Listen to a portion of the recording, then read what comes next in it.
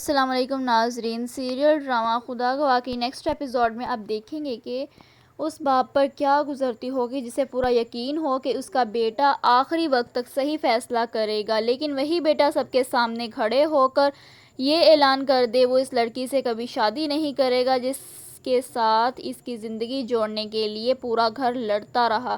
اور آج کچھ ایسا ہی ہونے والا ہے۔ سفیان کے ایک فیصلے کے بعد نہ صرف حامد صاحب کا بھروسہ ٹوٹنے والا ہے بلکہ وہ اپنے بیٹے کو گھر اور دولت دونوں سے بے دخل کرنے کا فیصلہ بھی کر دے گا۔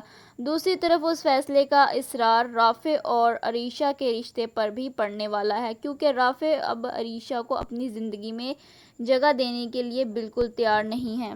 گھر کے حالات بہت ہی بگڑ چکے ہیں۔ یہاں پر سبھی لوگ بیٹھک میں موجود ہوتے ہیں۔ حامد صاحب کی نظریں بار بار سفیان پر جا رہی تھی۔ انہیں پورا یقین تھا کہ ان کا بیٹا آخر میں صحیح فیصلہ ہی کرے گا، لیکن تبھی سفیان نے گہری سانس لی اور صاف لفظوں میں کہہ دیا کہ وہ اب عائشہ سے شادی نہیں کرے گا۔ یہ سنتے ہی کمرے میں سناٹا چھا گیا۔ حامد صاحب کے پیروں تلے جیسے زمین ہی نکل گئی ہو۔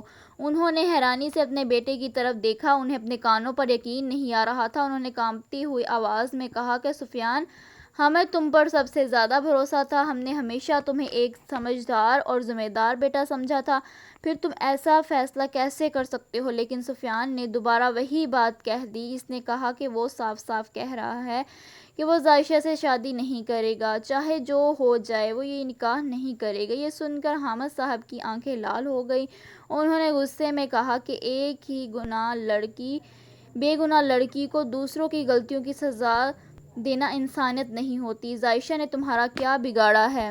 لیکن سفیان اپنی ضد پر اڑا رہا۔ اس نے کہا کہ اس کے دل میں اب وہ جگہ نہیں رہی، وہ کسی مجبوری میں شادی نہیں کرنا چاہتا۔ وہ سنتے ہی حامد صاحب کا صبر جواب دے گیا۔ انہوں نے غصے میں کہا، اگر تم عائشہ سے شادی نہیں کرو گے تو پھر اس گھر میں رہنے کا بھی تمہیں کوئی حق نہیں ہے۔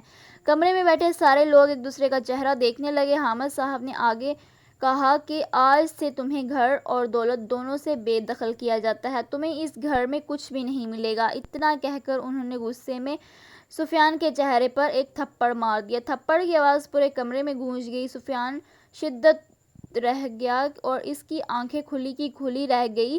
اسے کبھی امید نہیں تھی کہ اس کے والد اس پر ہاتھ اٹھائیں گے۔ حامد صاحب نے کانپتی ہوئی آواز میں کہا، اگر تم عائشہ سے شادی نہیں کرو گے تو اس گھر کا دروازہ بھی تمہارے لیے ہمیشہ کے لیے بند ہو جائے گا۔ یہ سن کر سفیان کا دل بیٹھ گیا۔ اسے لگا جیسے جس باپ کی نظروں میں وہ ہمیشہ سب سے پیارا بیٹا تھا، وہی آج اسے اپنے گھر سے نکالنے پر تلا ہوا ہے۔ اسی وقت شیری دوڑتی ہوئی وہاں آئی اور اس نے ہاتھ جوڑ لیے۔ اس کی آنکھوں سے آنسو بہہ رہے تھے اور وہ حامد صاحب سے معافی مانگنے لگی۔ وہ کہنے لگی کہ گھر کو مت توڑیں، سب ٹھیک ہو جائے گا، لیکن حامد صاحب نے غصے سے اس کی طرف دیکھا اور کہا کہ وہ ان کے سامنے آ کر کھڑی بھی نہ ہو۔ انہوں نے کہا کہ جو کچھ بھی آج ہو رہا ہے اس کی جڑ صرف وہی ہے۔ اگر وہ ارسلان سے مل کر نہ چلتی اور لوگوں کے دلوں میں زہر نہ بھرتی تو آج یہ دن کبھی نہ آتا۔ انہوں نے مزید کہا کہ اس وجہ سے گھر کے رشتے ٹوٹ گئے، لوگ ایک دوسرے سے دور ہو گئے اور آج ان کا بیٹا بھی ان سے آنکھیں ملا کر بات نہیں کر رہا۔ شیری لگاتار روتی رہی اور بار بار معافی مانگتی رہی، لیکن اس بار حامد صاحب کا دل پتھر بن چکا تھا۔ انہوں نے صاف لفظوں میں کہہ دیا کہ اب اسے گھر سے ہمیشہ کے لیے نکلنا ہوگا۔ یہ سن کر شیری کے پیروں تلے سے زمین نکل گئی۔ ادھر کونے میں کھڑا ارسلان یہ سب دیکھ رہا تھا اور اس کے چہرے کا رنگ